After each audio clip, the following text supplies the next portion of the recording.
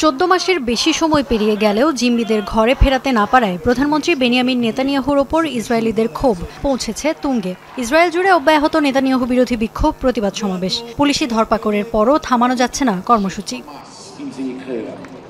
অন্যদিকে গাজায় দিনকে দিন বড় হচ্ছে মৃত্যুর মিছিল। প্রতিদিনই নিহতের সংখ্যা স্পর্শ করছে 100-এর ঘর।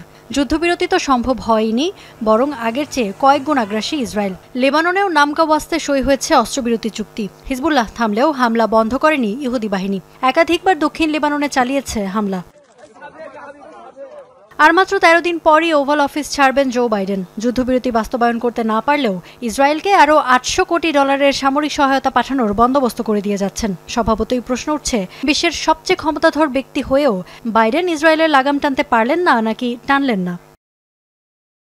এক বছরে এখন পর্যন্ত ইসরায়েলে অস্ত্র সরবরাহের একটি প্রস্তাবও আটকায়নি মার্কিন পার্লামেন্ট।